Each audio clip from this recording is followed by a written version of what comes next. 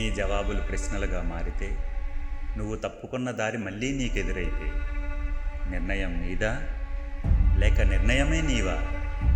ఏది నీది, ఏది మిగిలేది?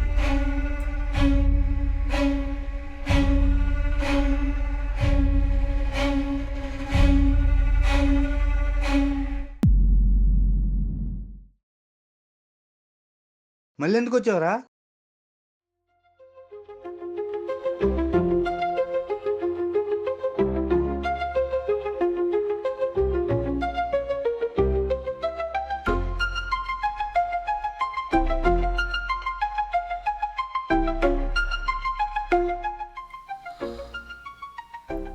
ఎక్కడో మిస్ చేశాను. ఎక్కడ మిస్ చేశాను? కాఫీ షాప్కి వచ్చాను. కాఫీ ఆర్డర్ చేశాను. ఒకడొచ్చి ఓనర్కి బ్యాగ్ అప్ చెప్పి వెళ్ళిపోయాడు. దొంగొచ్చి ఓనర్ని బెదిరించి బ్యాగ్ తీసుకెళ్ళిపోయాడు. నువ్వు ఆ కథ చదవకుండా ఉండాల్సింది. నువ్వు చదివింది మామూలు కథ కాదు, దానికి జరగబోయేవన్నీ తెలుసు. ఇప్పుడు అది నీ కథ రాస్తుంది. మళ్ళీ ఏదైనా ప్రాజెక్ట్ ప్లాన్ చేస్తున్నారా? ప్రజెంట్ ఒక ఇండిపెండెంట్ ఫిల్మ్ షూట్ అవుతుంది sir. All the best. Thank you sir. Bag సేఫే కదా? వీడిని చంపింది మీరేనా? నీకు ఆల్రెడీ చెప్పాను కదా, కథలో ఏముంటే అదే జరుగుతుందని.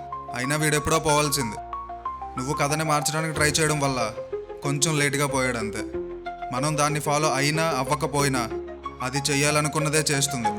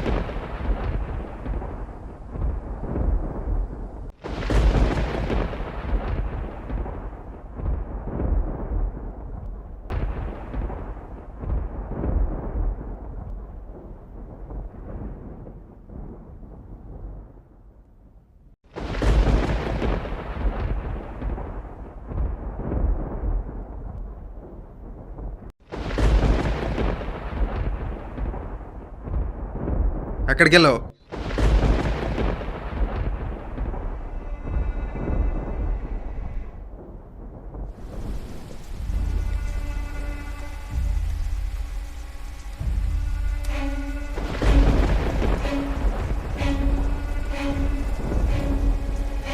తొందరగా చంపేయి.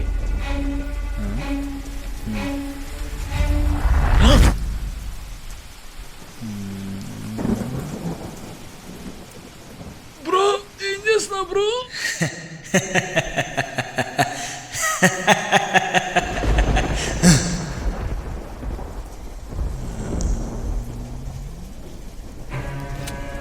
ఏం చేస్తున్నావు?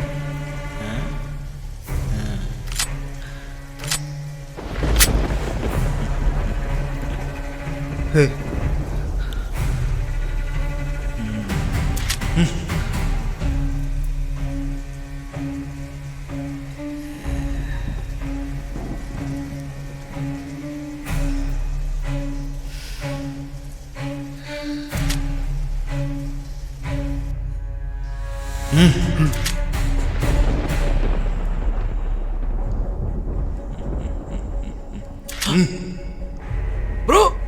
ఏం చేస్తున్నావు బ్రో?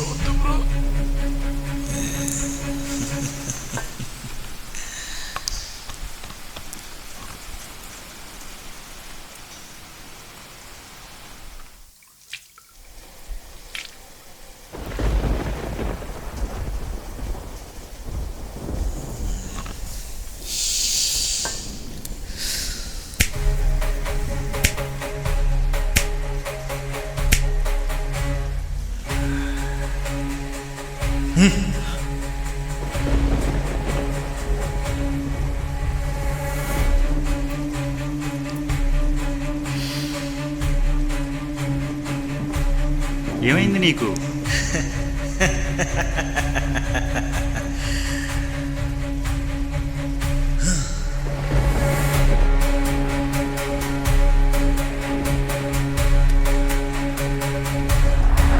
హే, ఏం చేస్తున్నావు? పిచ్చి పట్టిందా? ఇంకా అర్థం కాలేదు సార్ మీకు. ఏమర్థం అవ్వాలి? Devil is in the details.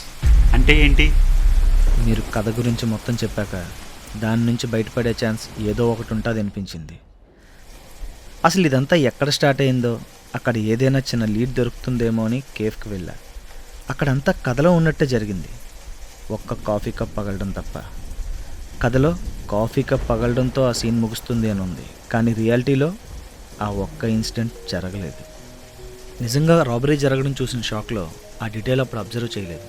కానీ ఇప్పుడు డీటెయిల్గా అబ్జర్వ్ చేస్తే ఒక కస్టమర్ చేయి తగలడంతో కాఫీ కప్ బ్రేక్ అవ్వడం వల్ల ఈ లీడ్ దొరికింది.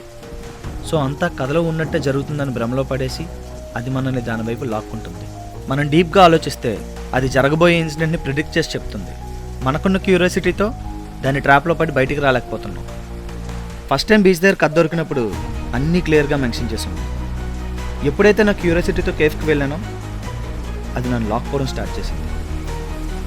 దొంగ దొరికినప్పుడు వాడి గురించి ఏదైనా డీటెయిల్ దొరుకుతుందా అని చెప్పి ఇందులో చూసినప్పుడు వాడి అడ్రస్ మెన్షన్ చేసాం. అక్కడికి వెళ్ళి చూస్తే లాక్ వేసింది.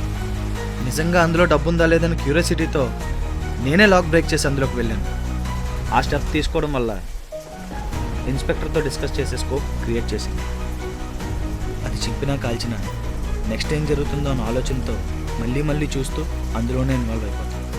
ప్రాబ్లం అంతా బ్యాగ్తోనే కదా, అదే లేనప్పుడు రిలాక్స్ అయ్యి అప్పుడే మీ ద్వారా బ్యాగే మిస్టరీకి కీలాంటిది అని చెప్పించి నన్ను మళ్ళీ బ్యాగ్ వైపు వెళ్ళేలా చేసింది. అక్కడ ఆ బ్యాగ్ కీ కాదు, అది కీ అని నమ్మించి దానిలో ఇన్వాల్వ్ చేసుకోవడమే దాని మ్యానిపులేషన్. సో ఇవన్నీ అబ్జర్వ్ చేసిన తర్వాత దానిలో కంప్లీట్గా ఇన్వాల్వ్ అయ్యే వరకే డీటెయిల్గా చెప్తుంది. వన్స్ ఇన్వాల్వ్ అయ్యాక చిన్న డీటెయిల్స్ని మిస్ చేస్తుంది. అది తెలియకుండా మనం నెక్స్ట్ సీన్లో ఇన్వాల్వ్ అయిపోతాం. సో ఈ పాయింట్ మీదే దీన్ని బ్రేక్ చేద్దాం అనిపించింది. కేఫ్ నుండి రిటర్న్ వచ్చాక అది అసలు ఏం చెప్తుందో చూడకుండా ఒక అన్ఎక్స్పెక్టెడ్ మూవ్తో దాన్ని కన్ఫ్యూజ్ చేద్దామని మా వాడిని పొడిచినట్టు యాక్ట్ చేసి తర్వాత అది నన్ను అర్థం చేసుకోకుండా ఉండాలని పిచ్చిగా బిహేవ్ చేశా.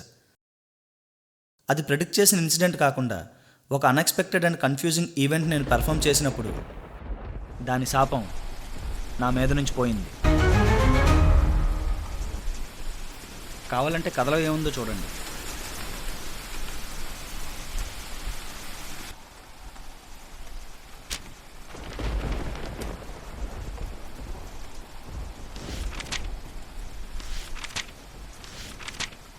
అదేంటి ఆ కథ ఆగిపోయింది? అందులో రాసింది జరిగే వరకు మళ్ళీ అదే రాస్తుంది కదా. చెప్పా కదా సార్, అంతా క్లియర్ అయిపోయినట్టే. మనం దాని నుంచి బయటపడిపోయాం. ఇన్నేళ్ళు ఇందులో ఉండి ఇప్పుడు బయటపడ్డామంటే నమ్మలేకపోతున్నా. ఇదంతా నీ వల్లే జరిగింది. Thank you.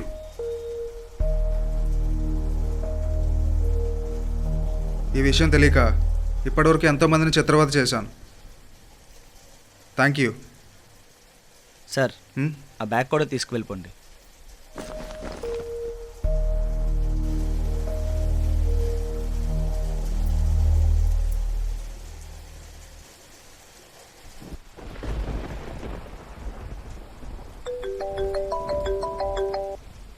బ్రో, నేనే మీకు కాల్ చేద్దాం అనుకున్నా బ్రో. క్లైమాక్స్ బాగానే ఉంది కదా, కానీ పిచ్చి కాగితాలు మరి రాసావేంటి? పిచ్చి కాగితాలా? ఏ పిచ్చి కాగితాలు బ్రో? అదే బ్రో, హాల్లో ఏదో స్క్రిప్ట్లా ఉంటే అందులో మన క్లైమాక్స్ ఉంది అందులో. అదెందుకు ముట్టుకున్నావు బ్రో?